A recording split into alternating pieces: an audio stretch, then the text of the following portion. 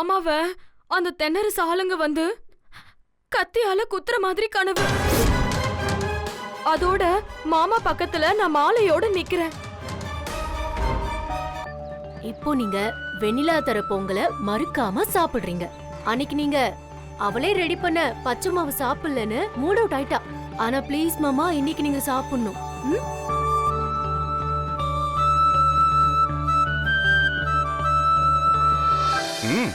சூப்பரா இருக்கு.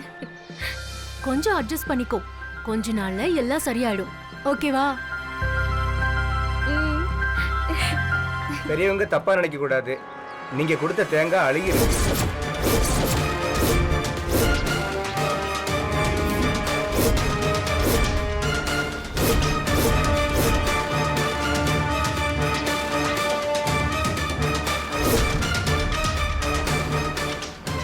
எல்லாம் பகவானோட படைப்பு தான். இதெல்லாம் நடக்கிற சகஜம்தான்.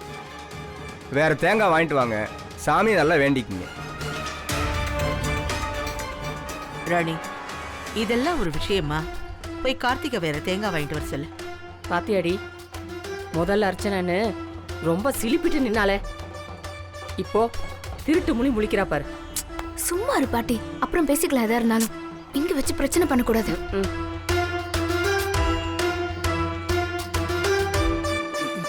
ஏன் ஜிலேபி, நீ வேணா அந்த அழுகின தேங்காவை வாங்கிட்டு வந்துரு. நான் கிளினிக்கு போகும்போது நல்லா கழுவி சாப்பிட்றேன். இல்ல, காசை வேஸ்ட் பண்ண வேணாமேங்கிறதுக்காகத்தான்.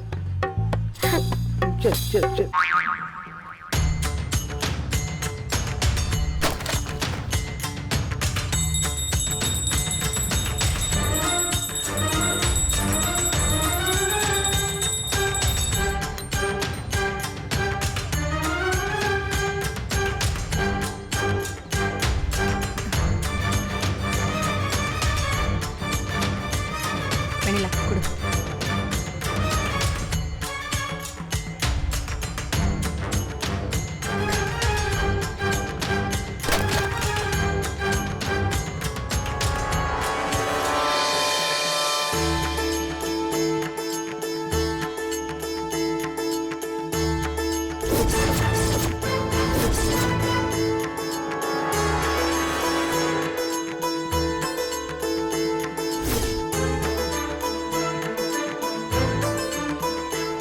இங்க பாருமா, சந்தோஷமான விஷயம். நீ கொடுத்த தேங்காயில பூ விழுந்திருக்கு.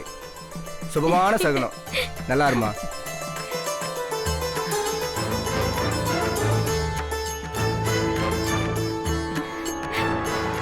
சண்முகண்ண, தேங்காயில பூ இருந்துச்சாம். அதை வேஸ்ட் பண்ணாத வெண்ணிலா, எடுத்து தலையில வச்சுக்க. இப்ப நான் என்ன தப்பா சொல்லிட்டேன்னு ஆளாளுக்கு இப்படி முறைக்கிறாங்க.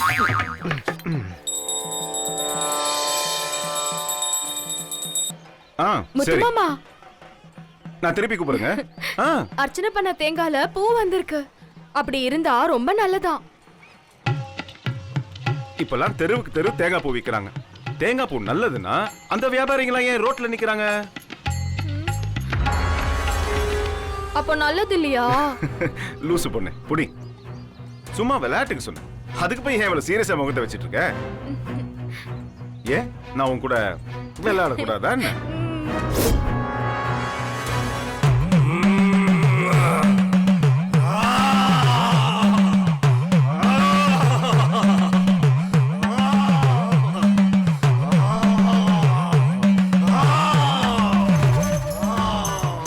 யாரு புது சாமியாரே? எங்க கொஞ்சம் தள்ளு. ஏன், என்னாச்சுன்னா? இவர் ஏற்கனவே ஒரு சாபத்தை கொடுத்து நான் படாத பாடுபட்டுட்டேன். இப்ப மறுபடியும் ஏதாவது சாபத்தை கொடுத்து ஊரே வந்து என்ன வெட்டுறதுக்கா? நீ சும்மா இருத்தா?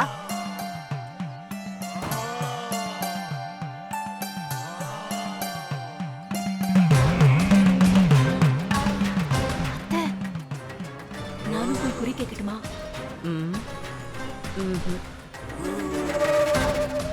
ஸ்வேதா, அந்த ஆளு சாமி வந்து ஆடிட்டு இருக்காரு. ஊரு மத்தியில நம்ம உண்மையெல்லாம் சொல்லிட்டா நம்ம மாட்டிக்குவோம். அதான் அக்கா வேணாங்கிறாங்க. நீ எதுவும் தப்பா நினைக்காத. ஏ கார்த்திக், நிஜமாவே இவர் எல்லாமே சொல்லுவாரா? ஏன்? அப்போ நான் மத்தியானம் என்ன சாப்பிடுவேன்னு கேட்கட்டுமா?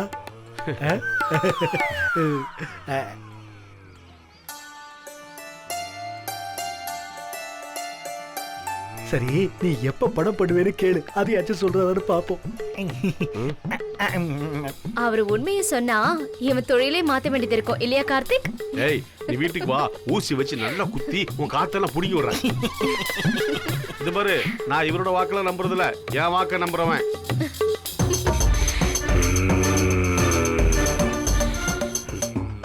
நீ சேத்துல முளைச்ச செந்தாமரை மாதிரி தண்ணி மட்டம் எவ்வளவு கீழே போனாலும் மேல வந்தாலும் தாமரை மறந்துகிட்டே இருக்கிற மாதிரி எந்த சூழ்நிலை வந்தாலும் நீ நல்லா இருப்ப.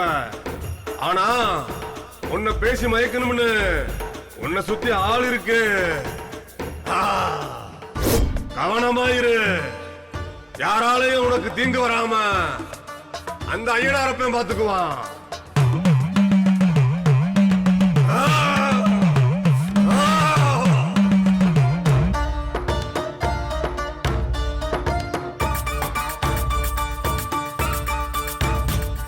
நீ கள்ளங்கவடம் இல்லாத நிலா மாதிரி நீ எப்பவும் சந்தோஷமா இருக்கிறதுக்கு வர வாங்கிட்டு வந்த மகராசி.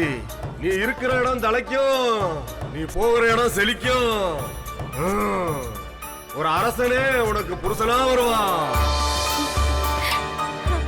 உன்னை எதுக்கிறதுக்கு 10 பேர் தயாரானாலும் மறைமுகமா 1000 சக்தி உனக்கு உதவியா வரும். எப்படி பாலுக்குள்ள தயிர், மோர், வெண்ணெய், நெய் எல்லாம் இருக்குதோ அதுபோல உனக்கே தெரியாத பல சக்திகள் உனக்குள்ள உறங்கிட்டு இருக்கு. உனக்கு நடக்கிற அத்தனை சோதனைகள் இருந்தும் மீண்டு வர மனோபலத்தையும் உடல் பலத்தையும் நான் தருவேன். தீயில போட்டாதான் தங்கம் பளபளக்கும். அதே மாதிரி நீ யாருன்னு தெரிஞ்சு இந்த ஊரே உன்னை கொண்டாடுற நேரம் வரத்தான் போகுது. தைரியமா இரு, என்ன நேர்ந்தாலும் கலங்காம இரு. உன்னை சாட்சியா வச்சு இந்த ஊருக்கு பல நன்மைகள் நடக்க போகுது. என்ன நடந்தாலும் நல்லதுக்கு நினை. நீ நினைச்ச வாழ்க்கை உனக்கு கிடைக்கும்.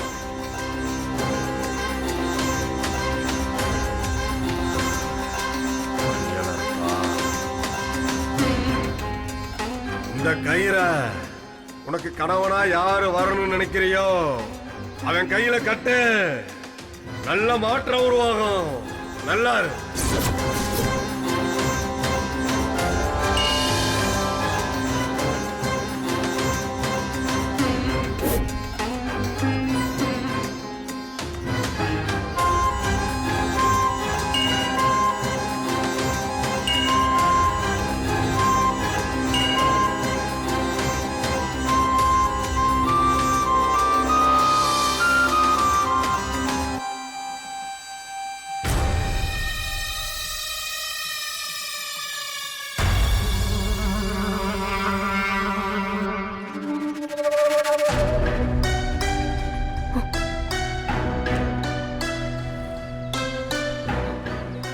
என்னத்த அந்த சாமியார் என்னென்னவோ சொல்றாரு. பொட்டி பாம்பு மாதிரி கிடக்குற அந்த வெண்ணிலாவ கடவுள் மாதிரின்னு சொல்றாரு. எனக்கு ஒண்ணுமே புரியல ஸ்வேதா. நாம திட்டம் போட்டு ஆட்டி வைக்கிற கைப்பாவையாத்தான் வெண்ணிலாவை நினைச்சோம். ஒருவேளை விதிதான் நம்மள அப்படி செய்ய வச்சிருக்கோன்னு தோணுது.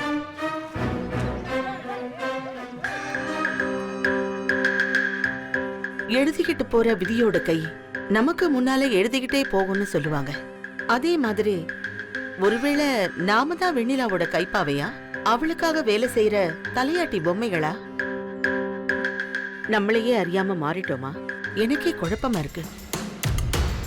இனிமே குழப்பிக்க வேண்டாம் அத்தை.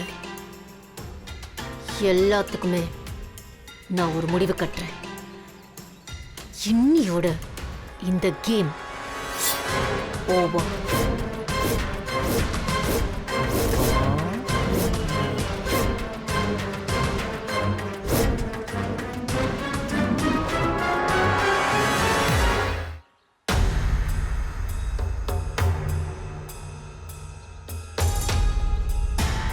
பெரியவங்க தப்பா நினைக்க கூடாது. நீங்க கொடுத்த தேங்காய் அழுகி இருக்கு.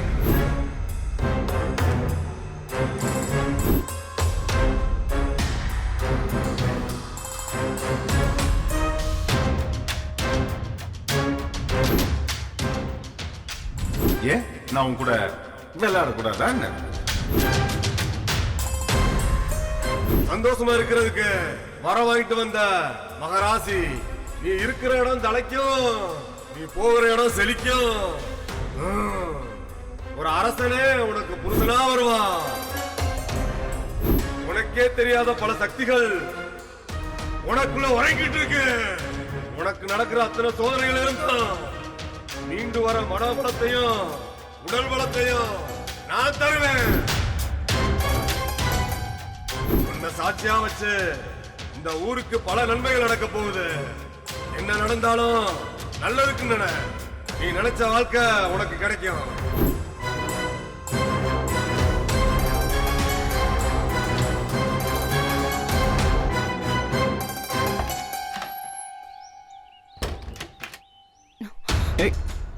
என்ன ஸ்வேதா?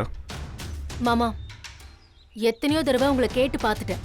ஒரு பொண்ணு எந்த லெவலுக்கு போக கூடாதோ அந்த லெவல் வரைக்கும் போய் நான் உங்களுக்கு ப்ரப்போஸ் பண்ணிட்டேன். இன்னைக்கு எனக்கு நீங்க பதில் சொல்லியே ஆகணும். என்ன கல்யாணம் பண்ண உங்களுக்கு சம்மதமா இல்லையா? என்ன மிரட்டுறியா? நான் எதுக்கு மாமா உங்களை மிரட்டணும்? உங்களை எனக்கு பிடிச்சிருந்தது, அதை வெளிப்படுத்தினேன். உங்களுக்கும் என்ன பிடிச்சிருக்குன்னு உங்க ரியாக்ஷன்லயே தெரியுது. அப்புறம் எதுக்காக மறைச்சு ஒளிச்சு கஷ்டப்படணும்? நான் மிரட்டாமலையே நீங்க எதுக்கு மாமா பயப்படுறீங்க? ஸ்வேதா, ஒரு விஷயத்தை நல்லா புரிஞ்சுக்கோ. ஒரு பூங்கிறது தானா மலரணும். அதை மலர வைக்கணுங்கிறதுக்காக பலவந்தமா அது ஒரு மொட்டா இருக்கும் போதே கையால பிரிச்சு வச்சோன்னு வையேன், அது செயற்கையா தான் இருக்கும், பார்க்கறதுக்கும் நல்லா இருக்காது. அதே பூவுக்கு டைம் கொடுத்து அது தானா மலரும் போதுதான் அதை ரசிக்கவும் முடியும், பார்க்கறதுக்கும் அழகா இருக்கும். அதே மாதிரி தான் லவ்வும். ஒருத்தருக்கு லவ் வரணும்னா அது வர வேண்டிய நேரத்தில் தானா வரணும். அந்த லவ் தான் அழகான ஒரு லவ். அதை விட்டு இந்த மாதிரி ஏதேதோ செஞ்சு பலவந்தமா லவ்வை வர வைக்கிறதுல எந்த பிரயோஜனமும் இல்லை. புரிஞ்சுக்கோ. இந்த ஸ்பீச் எல்லாம் ஒன்னும் தெரியாதவங்களுக்கு கொடுத்தீங்கன்னா அவங்க ஆளு கேட்டுட்டு இருப்பாங்க. எனக்கு என்ன வேணுமோ அதை ஏன் வழியில அடைய எனக்கு தெரியும். மாமா, நீங்க சொன்ன அந்த நேரம் வந்துருச்சு. நீங்களே இப்ப உங்க வாயால என்ன கட்டிக்கிறேன்னு சொல்லதான் போறீங்க.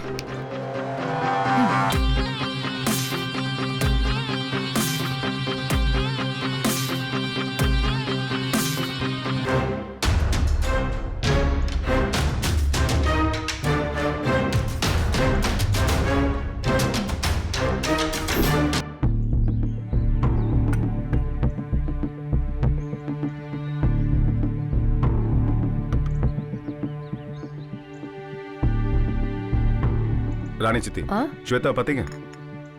நான் பார்க்கல முத்து.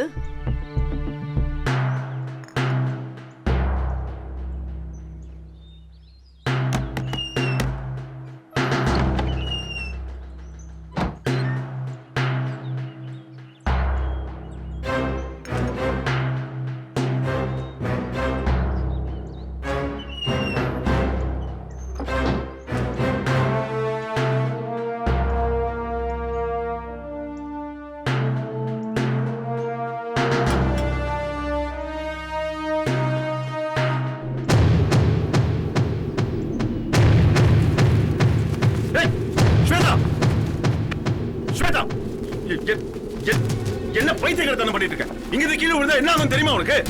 மாமா, நான் பாடி பார்த்துட்டேன், பழகி பார்த்துட்டேன், பேசியும் பார்த்துட்டேன். எதுக்குமே மசியாத நீங்க உங்க பிடிவாதத்திலேயே நிக்கிறீங்க. செத்து பார்க்க போற மாமா. இந்த உயரத்துல இருந்து விழுந்தா உடனே தலை செதறி மொத்த உடம்பும் கொஞ்சம் கொஞ்சமா ஏக்கத்தை நிறுத்தும். ஆனா அப்ப கூட என்னோட ஹார்ட் உங்களை நினைச்சுக்கிட்டே தான் துடிக்கும் மாமா. ஏய் லூசு மாதிரி ஏதாச்சும் ஒன்று பேசிட்டு இருக்காரு. ஸ்வேதா, இது சினிமா கிடையாது, வாழ்க்கை. நீ அவசரப்பட்டு ஏதாச்சும் ஒன்று செஞ்சு உனக்கு ஏதாவது ஆச்சுன்னா அப்புறம் புரிஞ்சுக்கோ ஸ்வேதா. வாழ்க்கை பூரா குற்ற உணர்ச்சியில நான் செத்துருவேன். இறங்கு ஸ்வேதா, இறங்கு ஸ்வேதா. இறங்க மாட்டேன் மாமா. என்னோட முடிவுக்கு நீங்க சம்மதம் சொல்லாம நான் இறங்கி வர மாட்டேன். சொன்ன புரிஞ்சுக்க ஸ்வேதா.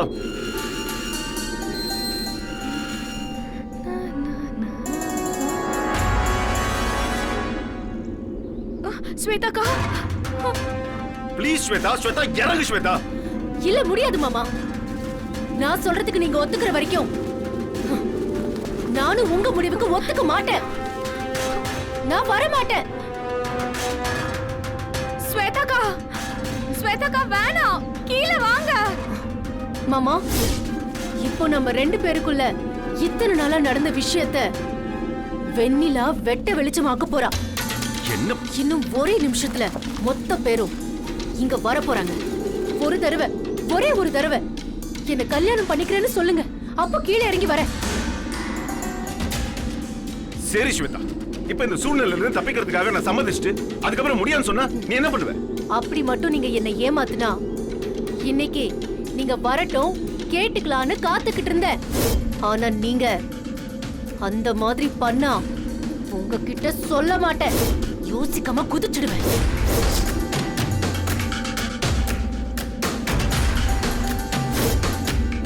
உங்களுக்கு என்ன பத்தி நல்லா தெரியும்ல. இன்னும் கிணறு உங்களுக்கு மறந்திருக்காதுன்னு நினைக்கிறேன்.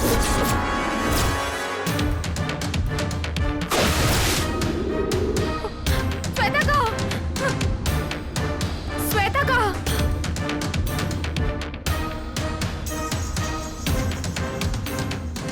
மாமா, ஒரே ஒரு வார்த்தை, மனப்பூர்வமா என்ன கல்யாணம் பண்ணிக்கிறேன்னு உண்மையா சொல்லுங்க. ஸ்வேதாக்கா, எதுக்காக அங்க நிக்கிறீங்க? கீழே இறங்கி வாங்க.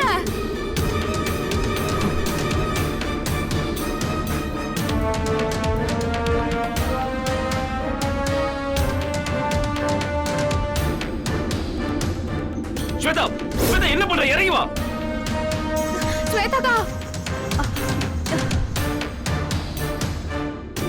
நான் இறங்கி வர மாட்டேன். ஸ்வேதா, ஐயோ,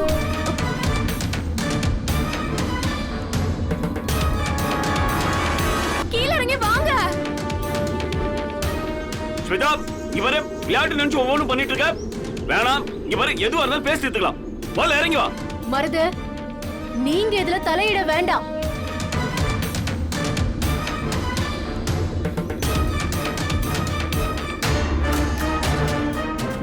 ஸ்வேதா, சொன்ன கேளு ஸ்வேதா. கீழே இறங்கு.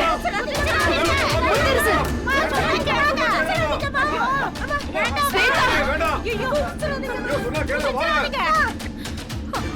ஸ்வேதா இறங்கு ஸ்வேதா.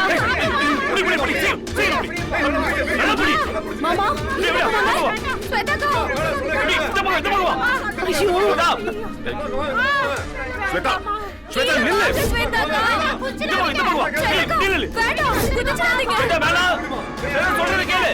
மாமா, ஒரே ஒரு செகண்ட் வெண்ணிலாவை பாருங்க மாமா. எத்தனை பதட்டமா இருக்கான்னு பாருங்க மாமா. அதுக்காகவாவது சம்மதிங்க மாமா.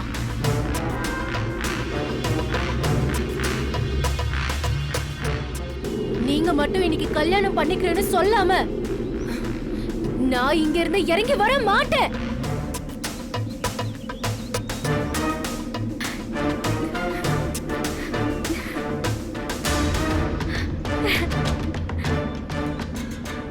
மாமா, இப்படியே குதிச்சிடுவேன். ஏய் ஸ்வேதா, ஸ்வேதா நில்லு.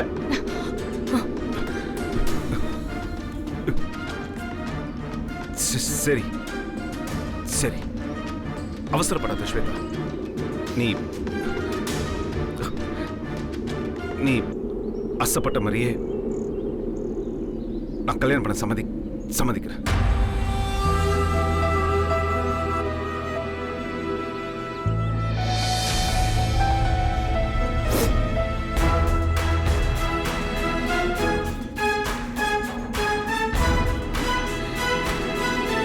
ப்ளீஸ் இறங்கு ஸ்வேதா.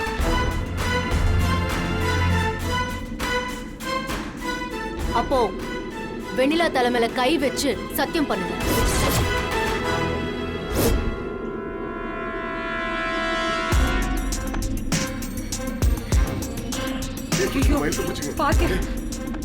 சத்தியம் பண்ணுங்க மாமா. சத்தியம் பண்ணுங்க. ம். சரி சரி, சத்தியம் பண்றேன்.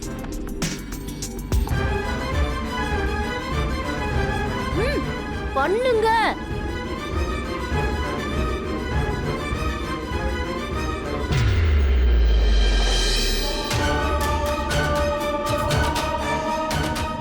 சத்தியமா எனக்கு கல்யாணத்துக்கு சம்மதம்.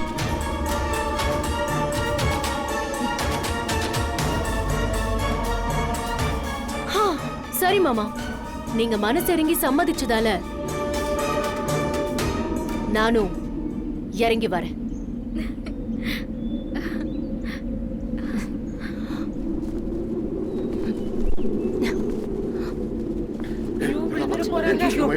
பாத்து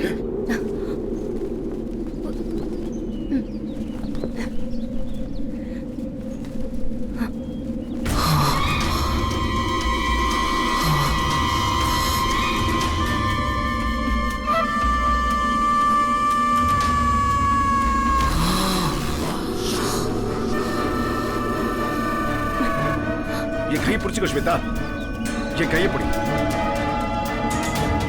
வா.